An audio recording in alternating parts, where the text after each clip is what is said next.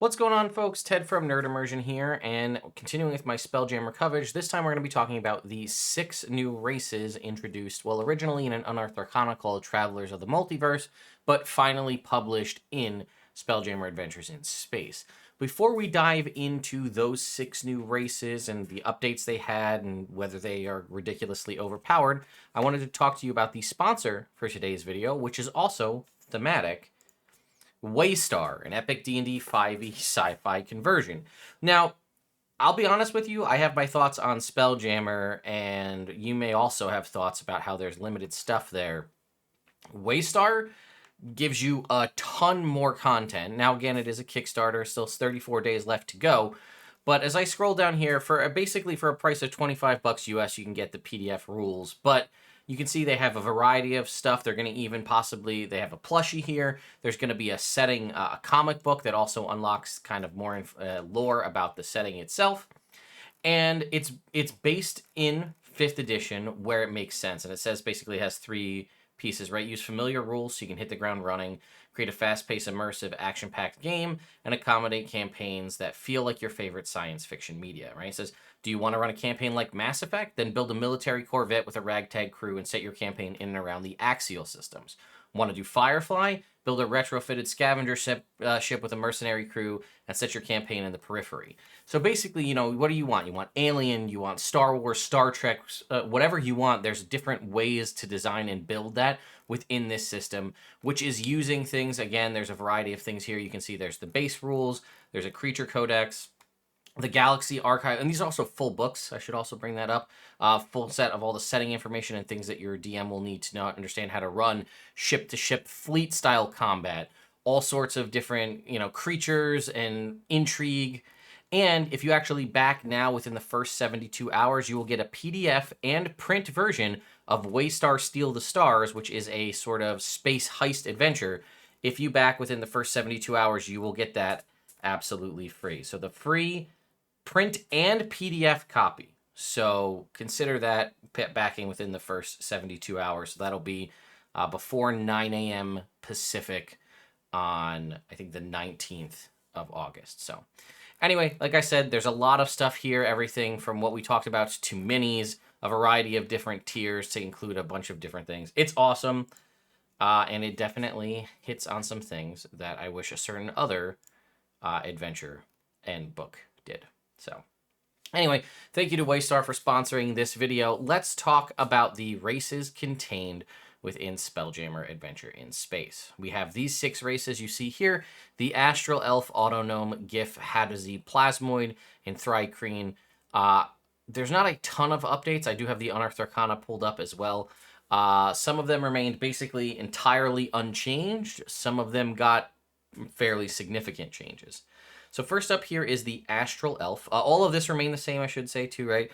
Ability scores, language, creature type, lifespan, all that remains the same. We do have a lot more art, I will say, for the races, which is something I do really appreciate, seeing cool character art to showcase what they look like. So here are our Astral Elf traits, right? Humanoid, medium, walking speed of 30 feet. And then we'll kind of get rid of the standard elf things out of the way, right? Dark vision, fey ancestry, keen senses. Those are all the same. They get Astral Fire, which is a cantrip of their choice of Dancing Lights, Light, or Sacred Flame, using Intelligence, Wisdom, or Charisma as their spellcasting ability modifier. That is exactly the same as what we had in the Unearthed Arcana.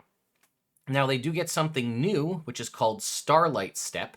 As a bonus action, you magically teleport up to 30 feet to an unoccupied space you can see, and this is proficiency bonus times per long rest. So essentially a free Misty Step, but not classified as a spell.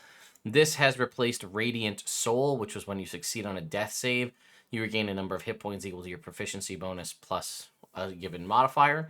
That was once per long rest. That's a very useful ability because it's a self-res, but I will say that Starlight Step will have more use at more times during the course of the game. And then they also had the trance proficiencies, which is something we saw with the Mordenkainen monsters of the multiverse monsters, where they give you 2 proficiencies of your choice from a weapon or a tool. They updated those to now be considered astral trance, which instead of giving you 2 proficiencies from either a tool or a skill, or a tool or a weapon, and you get to pick, it is now one skill of your choice and one weapon or tool, which I think is infinitely more useful. Again, tools can be situational. Weapons, maybe you find something cool in the adventure you want to use, but being able to have a skill that you can swap out on a long rest to fit the scenario you're going to be going into. Let's say you're playing an Astral Elf Paladin, and you're kind of in the front, sword and board, doing your thing, and then all of a sudden, you know, tomorrow you're going to be doing a stealth mission. Well, now you can take proficiency in stealth as your part of your astral trance. So all in all, I would say buffs to the Astral Elf overall. A very strong. It's not a super flashy like option. I mean, you know, it falls in line, I'd say, with a lot of the other elves that exist. However, I will say that I do think it is just an all-around solid pick, right? Starlight Step is awesome. It gives you teleportation and, you know, freedom of movement in that respect that possibly your class may not get, right? You can imagine, again, something like a Barbarian or Paladin or what have you. That's going to give you that movement option you wouldn't normally have. And the versatility of Astral Trance really just can't be understated. Then we have the Autognome. I also will admit I had a very hard time picturing what an Autognome looked like. Now we have a significant, we have art, which is, I'll also tell you, I did not think they looked anything like that in my head. All right, you are Construct, small, movement speed of 30 feet. Armored Casing gives you AC equal to 13 plus your Dex modifier. Built for Success, you can add a D4 to one attack roll, ability check, or saving throw you make after seeing the D20 roll, but before finding out what the resolution is. Proficiency bonus times per long rest. That is all the same. Now, they have Mechanical Nature, resistance to poison damage, and immunity to disease, and advantage on saving throws against being paralyzed or poisoned, and also no need to eat, drink, or breathe. That is the same. We have Sentry's Rest. You can take a long rest, spend at least 6 hours in active, motionless state instead of sleeping, but you are conscious. That also remains the same. And the Specialized Design, two tool proficiencies of your choice from the player's handbook. The Unearthed Arcana did not specify the player's handbook. The new version does. And we had an ability called True Life, which has been replaced with naming to Healing Machine. Some of it is the same, although some spells have been added. If the Mending spell is cast on you, you can spend a hit die, roll it, and regain a number of hit points equal to the roll plus your con mod, minimum of 1 hit point. In addition, your creator designed you to benefit from the following spells that don't normally affect constructs: Cure Wounds, Healing Word, Mass Cure Wounds, Mass Healing Word, and Spare the Dying. We can see a very similar thing here in True Life, right? Same thing with Mending, and then it also specifically, it only mentioned Cure Wounds, Healing Word, and Spare the Dying. They have since added the mass versions of Mass Cure Wounds and Mass Healing Word to that list. It also doesn't say anything about, I don't know if Resurrection Magics have a restriction on constructs, but again, I'm assuming the only reason the ones that are here are listed is because they specifically state that they don't function on constructs. So overall, this is just, again, a buff to the Autognome, right? Everything that was good about the Autognome remains. However, they have instead also given them the option to heal from 2 additional spells, Mass Cure Wounds and Mass Healing Word. Autognome is a very strong, if you're interested in playing it, is a very strong option, right? We've talked about it being non-humanoid is really only a benefit in a lot of ways. Especially since you're able to circumvent the options here with the healing, right? So something like Charm Person or Hold Person doesn't function on you because they only work on humanoids and you are considered a construct. You have some of the best starting AC in the game with 13 plus your Dex modifier. Built for Success is essentially almost like a one-off sort of guidance / bless that you can use on yourself. Again, after you see the die roll, but before you know if it's a success or failure. That also, because it's not typed in any way, and by that I mean it's not called guidance, this D4 would stack with things like Bless, it would stack with things like Guidance, it would also stack with things like a Peace Domain Cleric ability as well. And its proficiency bonus times per long rest. You have some of the most versatile healing in having Mending, which lets you for 1 minute to roll a hit die as opposed to having to take a short rest. And if someone has access to faster castings of Mending, that's great for you as well. Mechanical Nature is super strong. Resistance to poison is very useful. Immunity to disease, situational, but useful. But then advantage on saving throws versus paralysis and poison. Very good, on top of the concept of not needing to eat, drink, or breathe. Sentry's Rest, again, useful, and then tool proficiency is also useful. A very well-designed race to take place in something like space, where there is limited air and or resources. Next up, we have the Giff. I say Giff, you might say Giff. I don't care to get into that argument with you. They are hippo people, right? And they really kind of got underdone in Travelers of the Multiverse, Unearthed Arcana. They were humanoid. You can see here, we still have some of the same things, right? Humanoid, medium size, walking speed of 30 feet, swimming speed of 30 feet. That remains the same. Now, they used to have this ability called Damage Dealer, and it said basically when you roll a 1 on a damage die for a melee attack, you can re-roll the die and use the new roll. You can't do so more than once per turn. That didn't really make a lot of sense to me as, like, just in general from the knowledge we have of the Giff. But instead, they replaced that with 2 abilities, one called Astral Spark and one called Firearms Mastery. So Astral Spark is when you hit a target with a simple or martial weapon, you can cause the target to take extra force damage equal to your proficiency bonus. And this is proficiency bonus times per long rest. So this is almost like the newer version of Fury of the Small, but for Giff. And it also works with any simple or martial weapon, so it doesn't have to be melee, it could be ranged. Which also combos into their next ability called Firearm Mastery. You have a mystical connection to firearms that trace back to the gods of the Giff. You have proficiency with all firearms, ignore the loading property of any firearm, and you can attack at long range without imposing disadvantage on the roll. So that is essentially giving you some of the gunner feat as well as part of the sharpshooter feat all rolled into one as part of your race, which can combo again with Astral Spark for added damage. And lastly, you still retain Hippo build, which is also exceptionally strong, right? You have advantage on strength-based ability checks and strength saving throws, and count as one size larger for carrying capacity and the weight you can push, drag, or lift. The latter half is typically what we see what we call in powerful builds, right? The additional options for carry capacity and push, drag, or lift. But the fact that you have an always-on advantage on strength-based ability checks and strength saving throws is basically like having your own portion of the Barbarian's Rage, but it's always on and you never need to activate it.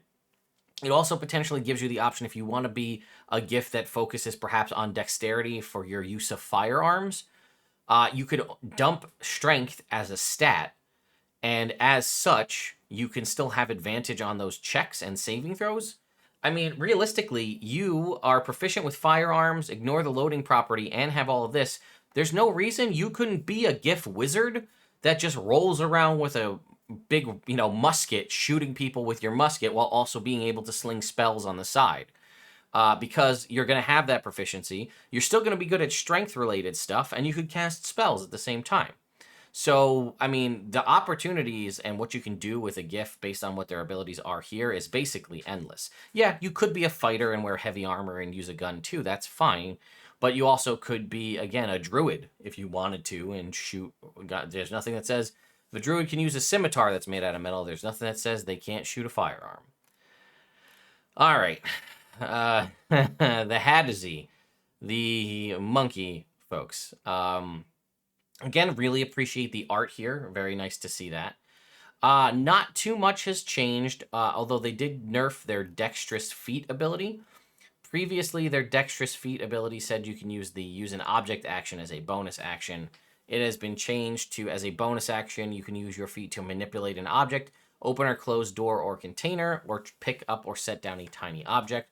So some aspects of the use an object action, but not the entire qualified one in case there's some sort of broken thing you could do with it. Again, you are still considered humanoid. You can be medium or small and still have a walking speed of 30 feet and a climbing speed equal to said walking speed.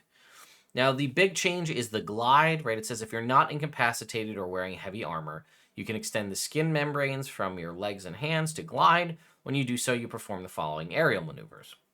You can move up to 5 feet horizontally for every 1 foot you descend in the air at no movement cost to you. And when you take damage from a fall, you can use a reaction to reduce the fall's damage to 0. So that remains the same. The only difference that they added there was this part here that says at no movement cost to you. I'm not going to argue about it here. I made a whole video, and there's been countless arguments on the internet of what that allows you to do, potentially gliding at the speed of Mach 2.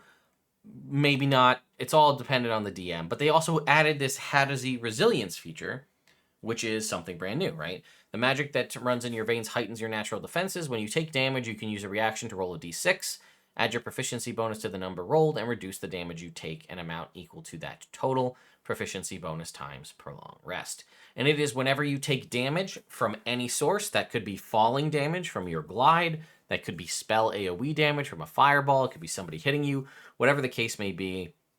This is a very useful ability, and it's just something that they added to the Hadozee's kit, which is a very strong race in and of itself with just the glide ability, but now with the resilience, it goes even further. All right, next up is the Plasmoid, which again, also very thankful for the art to showcase what they look like when they wield weapons. And let's scroll over here. Let's see, they are still considered an ooze. Again, same thing, similar to Construct and whatnot. You will not be affected by things that affect humanoids. You are medium or small. You choose when you select this race. Your walking speed is 30 feet. And you have Amorphous. You can squeeze through a space as narrow as 1 inch wide, provided you are wearing and carrying nothing. You have advantage on ability checks you make to initiate or escape a grapple. That is exactly the same. A lot of people have brought up, it's kind of a bummer though, because that means like how useful is the ability to go through a space 1 inch wide if you can't bring any of your gear with you. I guess the purpose of this would maybe to be like to sneak into an area to open a door from the inside or something along those lines. But yeah, you can't bring any of your gear with you. You have dark vision out to 60 feet. You can hold your breath for 1 hour. It is a little weird to me that the ooze needs to hold its breath, but it is what it is. You have natural resilience rate resistance to acid and poison damage and advantage on saving throws against being poisoned. All of that remains the same. And then your big option here is shape self, which was clarified here, and I do appreciate the language changes. So as an action, you can reshape your body to give yourself a head, 1 or 2 arms, 1 or 2 legs, and makeshift hands and feet, or you can revert to a limbless blob. Here's a limbless blob. Here's hands and feet. Okay. While you have a human-like shape, you can wear clothing and armor made for a humanoid of your size. Again, small or medium. As a bonus action, you can extrude a pseudopod that is up to 6 inches wide and 10 feet long, or reabsorb that into your body, again, as a bonus action. As part of the same bonus action, you can use this tiny pseudopod to manipulate an object, open or close a door or container, or pick up or set down a tiny object. The pseudopod contains no sensory organs and can't attack, activate magic items, or lift more than 10 pounds. So it's sort of like an attached to your body mage hand that can do some things. I'm not exactly sure. Let me know in the comments if you have an idea of how this could potentially be a useful ability. Again, I see it as something that like happens a very specific instance, like, right, you're locked in the jail cell and the key's on the other side and it's 10 feet away and you stretch your pseudopod, grab the key, pull it back and use it to open the door. But I'm open and curious what other ideas folks have. And lastly is the Thri-kreen, the bug people here that you can see here with the 4 arms. You are considered a monstrosity. Again, monstrosity meaning you are not considered a humanoid. Small or medium size, walking speed of 30 feet. We'll go back and check out the Thri-kreen. You have the chameleon carapace, AC of 13 plus your dex mod. Again, very powerful. As an action, you can change the color of your carapace to match the color and texture of your surroundings, giving you advantage on stealth checks, and you make stealth checks made to hide in your surroundings. Dark vision is 60 feet. And then we have secondary arms. This was kind of clarified here, right? So the secondary arms can manipulate an object, open or close a door or container, pick up or set down a tiny object, or wield a weapon that has the light property. Sleepless, you do not require sleep and remain conscious during your long rest, though you still must refrain from strenuous activity. And you can't speak non-Thri-kreen languages without magic. So instead of you use telepathy to convey your thoughts, you have the magical ability to transmit your thoughts mentally to willing creatures you can see within 120 feet.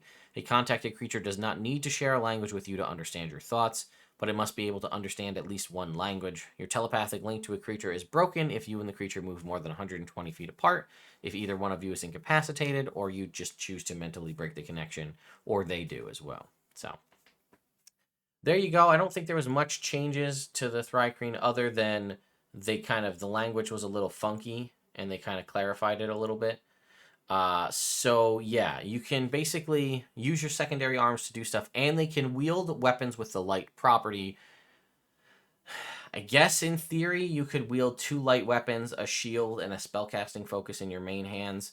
I don't know. I'm not entirely sure how that breaks down, but I'm curious, again, what your thoughts are. So like I said, how do I stand? Where do I stand on these races? Which ones would I consider playing? Well, like I said, Astral Elf. I like elves personally. Astral Elves, super solid option. I would possibly consider playing an Astral Elf just because it's such a useful, it has such like solid useful abilities. Autognome, again, very strong in a lot of aspects, just not for me. I don't love the Giff as like these hippo people. Their abilities arguably quite strong, and the concept of being able to be a gunslinger with any class is very cool to me.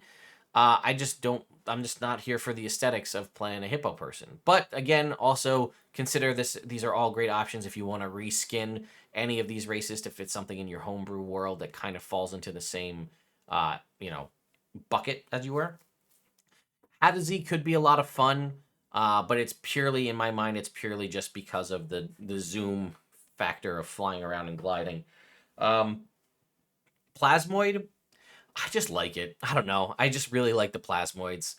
I mean, the resistances and stuff is pretty solid. I think it'd be hilarious to be like a plasmoid paladin. It would just be weird to be walking around in full plate and like laying my oozy hand on someone to heal them. I don't know. It just is funny to me. And then like if you need to escape, you could just drop all your gear and through a little crack in the wall. Well, the downside is you left all your gear behind. So if I was going to give up any plasmoid like a super powerful magic item or even like a decently powerful specific plasmoid magical item, it will be something that lets their gear subsume into their body, similar to what like a druid does when they wild shape. Um, but yeah, I don't know. I just like them, and I'm still trying to figure out what that 10 foot long pseudopod could be used for. And yeah, Thri-kreen, they just never did it for me. I don't know. But let me know your thoughts and opinions in the comments down below. Do you have one race you're dying to play over the others? Also, thank you to Waystar for sponsoring this video. Again, links in the top of the video description as well as the pinned comment. And I will see you all next time.